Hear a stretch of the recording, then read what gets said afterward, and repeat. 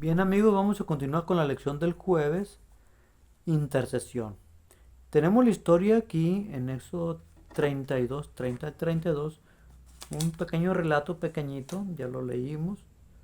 A ver, en Éxodo 32, versículo 30 al 32. Dice, en aquel día en aquel día dijo Moisés al pueblo, vosotros habéis cometido un gran pecado. Pero subiré ahora al Eterno, quizás consiga el perdón de vuestro pecado. Entonces volvió Moisés ante el Eterno y le dijo, este pueblo ha cometido un gran pecado, porque se hicieron dioses de oro. Te ruego que perdones su pecado, y si no, ráeme ahora de tu libro que has escrito. Bien, ya miramos la, eh, la intercesión de Moisés por el bien del pueblo de Israel. Vimos cómo Moisés es el simil de Cristo Jesús que también intercede por nosotros hoy en el santuario celestial ante nuestro Padre eterno. Pero aquí hay algo más que resaltar, porque no solamente habla de intercesión como un acto que Moisés hizo o como un acto que Jesús está haciendo a nuestro favor, como un acto mecánico a cambio de algo. La razón por la cual Moisés intercedió por el pueblo de Israel es mucho más profundo que hacer algo a cambio de otra cosa. O sea, algo legal. Yo te pido que tú lo perdones y tú lo perdonas, nada más. No. Moisés le dijo a Dios, si tú no vas a perdonar a Israel, no quiero que me perdones a mí también. No lo dijo así, pero está implícito en lo que Moisés expresó. Si tú no perdonas a Israel, por favor, ráeme del libro de la vida. Eso implicaba que Moisés habría de pagar las consecuencias de lo que hizo el pueblo de Israel. Él no cometió ese pecado, lo cometió Israel. ¿Por qué habría Moisés que pagar por el pecado de Israel? Pero él se apropió del pecado de Israel y dijo, si tú no perdonas a Israel, tampoco quiero que me perdones a mí. Es más, si no vas a perdonar a Israel, ráeme, quítame del libro de la vida. Para qué quiero vivir eternamente si no vas a salvar a tu pueblo? El amor que Moisés sentía por el pueblo de Israel. Por causa del pueblo de Israel, Moisés no entró en la Canaán terrenal, en Palestina. Solamente la vio de lejos, pero no gozó de ella. Moisés no sabía lo que le esperaba, que Dios le iba a resucitar y se lo iba a llevar al cielo. De tal forma que ahorita está allá y los israelitas que quería meter a Israel, están aquí muertos en la tierra todavía. Si Moisés hubiera sabido aquello, tal vez hubiera actuado de una forma más confiada, pero Moisés no sabía eso. Moisés realmente estuvo dispuesto a morir por el pueblo de Israel. No porque él haya querido morir de una forma caprichosa, un berrinche, no, sino porque amaba a su pueblo. Así también Jesús murió por nosotros en la cruz del Calvario, no por otra cosa, sino simplemente porque Él nos amó, porque Él nos ama y nos amará por la eternidad. Por eso dice, porque de tal manera amó Dios al mundo, que ha dado a su Hijo unigénito, para que todo aquel que en Él crea no se pierda, mas tenga vida eterna.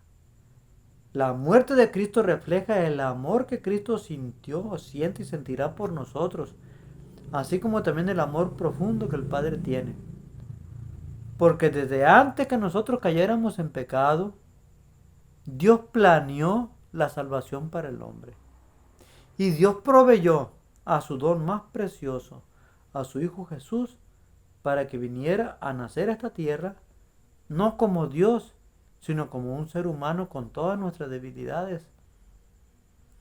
Para que Él, aun a pesar de las debilidades que tenía como ser humano, Él, dependiendo de su Padre eterno, pudiera vencer el pecado, pudiera vencer a Lucifer, dándonos ejemplo a nosotros para que nosotros, así como Él lo hizo, también aprendiéramos a depender del Padre. Y mediante el valor que tiene la sangre preciosa de Cristo Jesús, se nos otorgara el perdón a nosotros y pudiéramos reconciliarnos con Dios. El amor del Hijo es el mismo amor que el Padre tiene.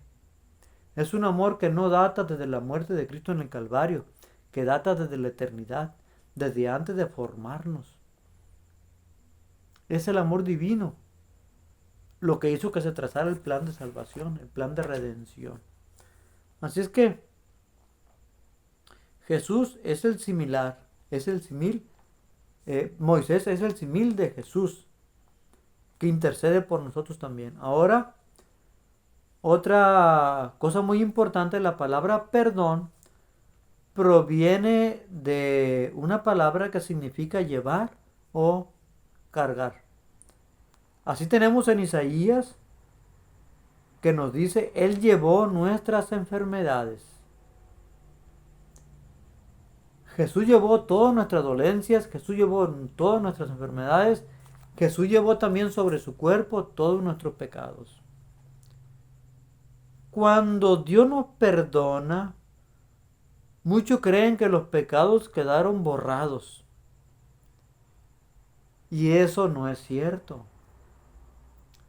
Los pecados no fueron perdonados, que es muy diferente. Los pecados no fueron borrados, fueron quitados de nosotros, fueron perdonados de nosotros, pero fueron colocados sobre Jesús. Y Jesús aún hoy en la actualidad carga nuestros pecados sobre Él. Cuando yo voy y pido perdón, Jesús intercede ante el Padre y dice, mira, perdónalo, yo di mi vida por Él.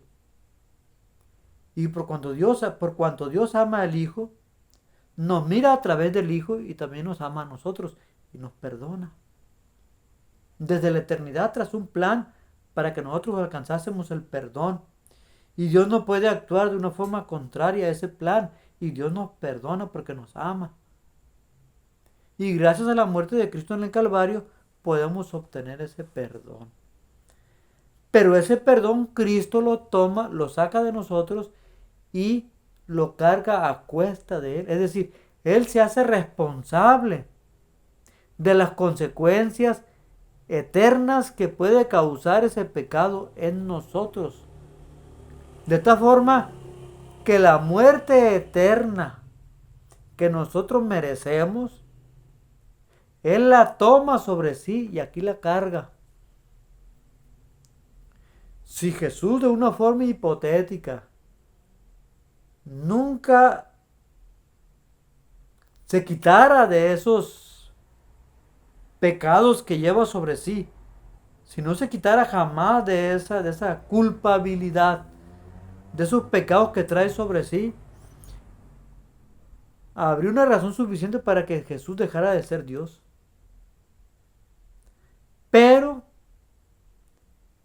no sucederá así, porque la muerte de Cristo en el Calvario nos garantiza que un día esos pecados van a ser quitados de Jesús y van a ser depositados en aquel que causó la muerte de Cristo en el Calvario y de aquel que nos busca causar la muerte eterna en nosotros. Dios sabe que el mayor responsable de nuestros pecados es el diablo, que es el que nos tienta. Aunque desafortunadamente nosotros a veces pecamos sin la ayuda del diablo, porque nos gusta la maldad. Pues bien, ¿Cómo les puedo decir? Es que decir que Jesús carga sobre su cuerpo nuestros pecados puede ser mal entendido.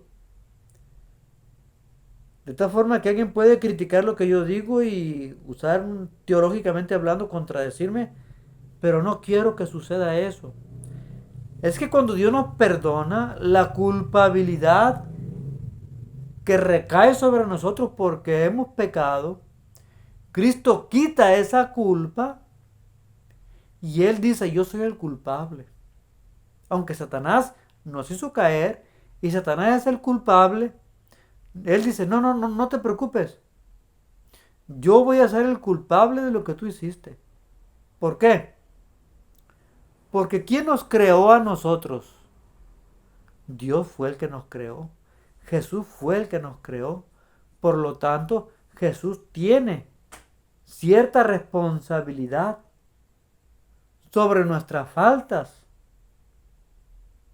Porque Él nos creó. Aunque nos creó para no pecar y para vivir eternamente, nos creó también con otra cualidad que es el libre albedrío.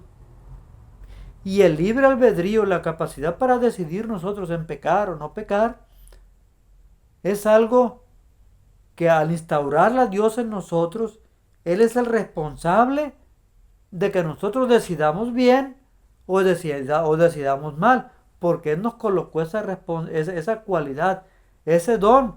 Dios nos los dio, pero nos los dio por amor.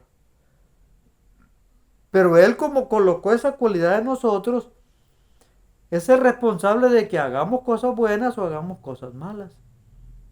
De una forma, digamos,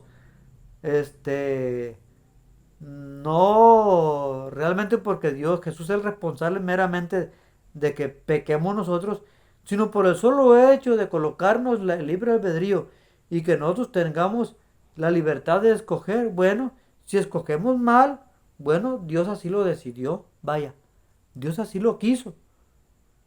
Por lo tanto, Dios dice, bueno, como yo lo quise así, como yo quise que el hermano Rosario tuviera voluntad propia, y el hermano Rosario podía elegir desobedecerme, yo elegí que así fuera el hermano Rosario, que tuviera la capacidad de elegir. Entonces, como yo elegí que así fuera, yo me hago responsable de eso. Y nos perdona y Él se hace responsable de nuestras faltas. Pero eso no quiere decir que esa responsabilidad o que esa culpabilidad la vaya a llevar por la eternidad. Porque cuando Él nos dio la cualidad de poder obedecer o desobedecer, de hacer su voluntad o hacer nuestra voluntad, el plan que Dios tenía no era que nosotros desobedeciéramos, sino que el plan que tenía era que nosotros viviésemos en relación permanente con Él para que nunca cayéramos en desobediencia. No era el plan, no era el ideal de Dios que el hombre desobedeciera. Pero el hombre desobedeció, pero no porque él haya querido obedecer en cierta forma, sino porque ya existía un ser llamado Satanás que nos engañó y que nos hizo caer en pecado por engaño. ¿Sí? Entonces, el principal responsable no es Jesús, que por amor colocó sobre nosotros la voluntad, sino que el principal responsable es el diablo, que nos engañó para que caigamos en pecado. Por lo tanto, la responsabilidad de los pecados que Dios retira de mí y que Él se hace cargo de esa culpabilidad, tarde o temprano, el principal causante de que yo caiga en pecado debe de pagar por esa culpabilidad que Jesús se apropió de ella. Debe Jesús de deshacerse de esa culpabilidad y depositarla en el principal culpable, en el único culpable, que es Satanás, porque Dios no tenía el plan de que el hombre cayera en pecado. Satanás sí. ¿Ven? ¿Por qué Satanás no fue perdonado en el cielo?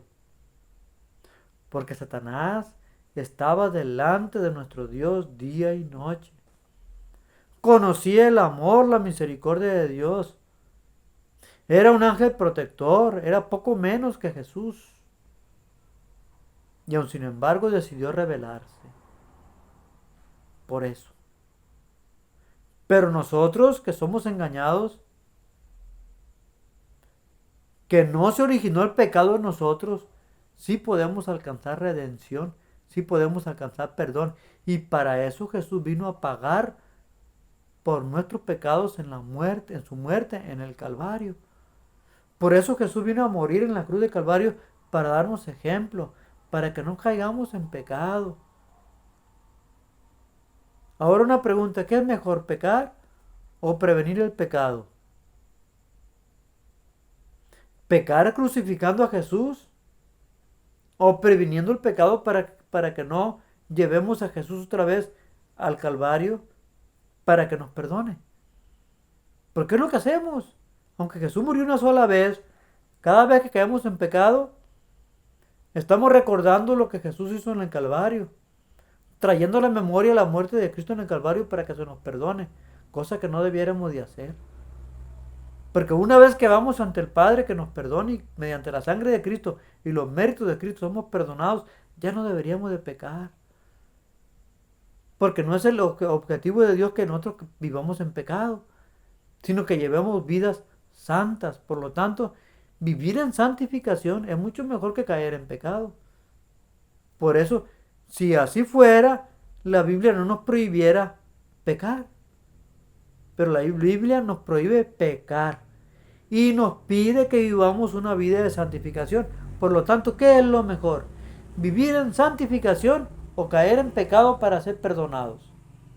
Lo mejor es vivir en santificación. ¿Sí?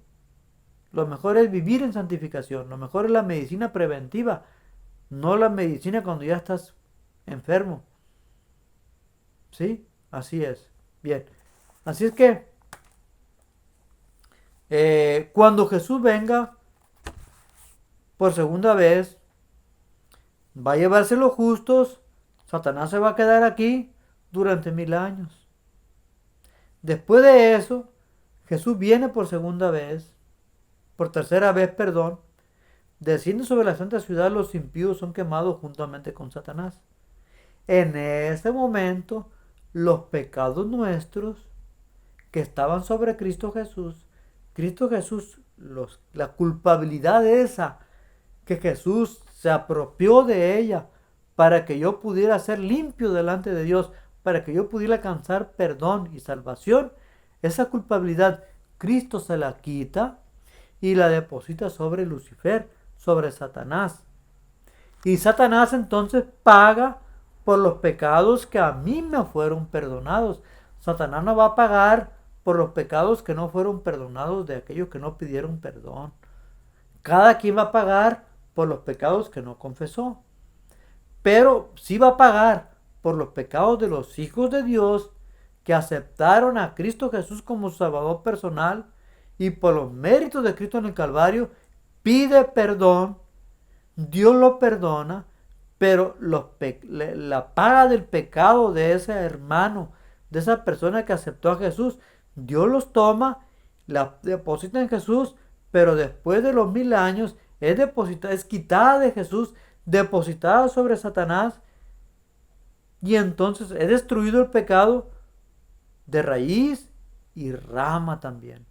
Entonces es desterrado el pecado en su totalidad, y el santuario entonces sí va a quedar completamente purificado. Es lo que ilustraba el santuario terrenal. Cuando el sacerdote entraba al lugar santo, entraba para interceder por el pueblo. Todos los días intercedía por el pueblo. Pero cuando entró al lugar santísimo, del lugar santo al lugar santísimo, siguió como abogado, pero también juzgando a todos aquellos que creyeron en él y que han muerto desde Adán hasta hoy. Luego, después de que ya se realiza ese juicio sobre aquellos que han muerto creyendo en Jesús, ahora el juicio se va a realizar, Jesús se va a realizar sobre aquellos que estén vivos, que aman al Señor y que están vivos. ¿Cuándo va a suceder eso? Durante la lluvia tardía. Y después de que durante la lluvia tardía sea sellado el pueblo de Dios, sea juzgado el pueblo de Dios, cuando termina el tiempo de gracia, el pueblo de Dios ya tiene la sentencia de vida eterna, o aquellos que cayeron, muerte eterna. El pueblo de Dios queda completamente sellado para vida eterna. Solamente para vida eterna quedó sellado. Los que vivieron guardando los mandamientos de Dios y tuvieron la fe de Jesús. ¿Sí? Queda guardado para vida eterna.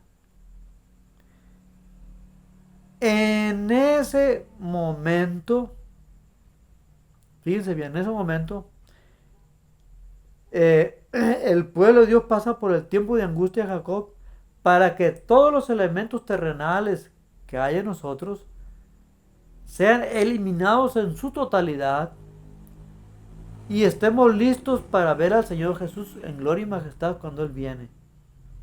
Porque no debemos tener mancha alguna cuando Jesús venga por segunda vez. Porque si tenemos mancha alguna, entonces no vamos a poder soportar la presencia de Dios. Jesús viene por segunda vez, libera a su pueblo del tiempo de angustia de Jacob, se lo lleva al cielo y entonces quedan todos los impíos muertos y Satanás y sus ángeles quedan vivos solos aquí en la tierra. En ese momento, a partir de allí, durante 1000 años, el pueblo de Dios juzga ahora a aquellos que se van a perder, los que van a recibir la muerte eterna. Son juzgados allí por el pueblo de Dios que ya está en el cielo, que va a tener vida eterna. Al pueblo de Dios ya nadie le va a quitar la vida eterna. Pero toca juzgar a los que están muertos aquí en la tierra, a Satanás y a sus ángeles, para que nosotros entendamos y el universo entero entienda que Dios es un Dios justo y que la sentencia que va a dictar sobre ellos es una sentencia justa. Después de los 1000 años, Jesús viene por segunda vez. Eso estaba representado en aquel macho cabrío por Azazel. Eran dos machos cabríos, uno que era sacrificado representando a Cristo Jesús, cuya sangre nos limpia de todo pecado, cargando la culpabilidad sobre sí. Y luego después esa sangre era metida al santuario, al lugar santísimo. La sangre esa era para limpiar nuestros pecados. Luego después de eso mataban a un macho cabrío. Digamos que era para limpiar nuestros pecados de una forma representativa, pues simbólica. No vaya a ser, ¿no? Después de eso, tomaban al macho cabrío para Azazel y depositaban sus manos sobre él, confesando todas las culpas, todos los pecados de todo Israel sobre ese macho cabrío que quedaba vivo, y lo enviaban al desierto, representando a Satanás durante milenios, que terminaría muriendo en el desierto, aquel macho cabrío, como también Satanás terminaría muriendo al final de los 1000 años. Porque la culpabilidad que Jesús traía sobre sí de los hijos de Dios, de los justos, es depositada ahora sobre Satanás, y Satanás es destruido con toda esa culpabilidad. Siendo el pueblo de Dios limpio, ya definitivamente, y siendo el nombre de Dios también reivindicado, siendo el nombre de Dios limpiado también. Ya no hay nada de culpa en Jesús, ya no hay nada que se le pueda decir en contra de Jesús. Quedó demostrada la maldad de Satanás, quedó demostrado el amor divino, quedó demostrado lo que Dios puede hacer en el hombre que se entrega a Dios y que permite que Dios los transforme. De tal forma que no hay justificación para ningún ser, para ninguna persona que haya vivido en toda la historia de este mundo. ¿Ven? lo que representa que Jesús carga nuestros pecados. Es cierto, dice la Biblia que nuestros pecados son depositados en el fondo del mar. Ese fondo del mar es Jesús. Y bueno, perdón, ese fondo del mar representa, a final de cuentas, me equivoqué. Disculpen mi humanidad. A final de cuentas, el mar es el abismo, es Satanás. Porque nuestros pecados que quedan allá en el fondo del abismo, finalmente, al final de los 1000 años, terminan cayendo sobre Satanás. Y Satanás es destruido. Y ahí termina el pecado. Pero mientras que eso pasa, simbólicamente son colocados en el fondo del mar, pero realmente Jesús los carga. Simbólicamente para un futuro son puestos en el fondo del mar, pero en realidad Cristo carga esa culpabilidad sobre Él, en Él. Y esa culpabilidad será quitada al final de los 1000 años, cuando la tierra sea también transformada y ya no existe el pecado. ¿Sí? Entonces, ven el simbolismo de cargar los pecados del pueblo de Israel sobre Jesús. Cosa que todavía Jesús realiza por nosotros. Cuando termine el tiempo de gracia, pues ya no habrá perdón para pecados. Así que ahorita que estamos en oportunidad, debemos de examinar nuestra vida. Estamos en el tiempo del juicio. Debemos de examinar nuestra vida para saber si estamos en comunión con Dios, si nuestros pecados han sido perdonados. Pidámosle a Dios que nos recuerde qué pecado hay en nosotros para que sea perdonado, para pedirle perdón. Y también que nos recuerde aquellos pecados que no nos acordamos nunca. Que nos recuerde para decirle, Dios mío, perdóname por aquel pecado que no me acordaba, pero ya vino a mi memoria. Gracias porque me lo has recordado, porque nuestra vida debe estar limpia delante de Dios. Así que Dios les bendiga. Vamos a orar. Padre amado que moras en lo alto de los cielos, santo y glorioso es tu nombre. Gracias por tu gran bondad, gracias por tus ricas bendiciones. Gracias por tu grande amor que se manifestó en la muerte de Jesús en el Calvario. Gracias por su ejemplo. Gracias por su victoria sobre la muerte. Gracias porque Jesús ha cargado sobre nosotros, sobre él, perdón, nuestros pecados. Y gracias porque al final esos pecados recaerán sobre Satanás para que el universo sea completamente limpio de todo pecado y podamos vivir otra vez en la misma armonía que vivíamos antes de caer en pecado. Cuando cumplamos el propósito por el cual fuimos creados.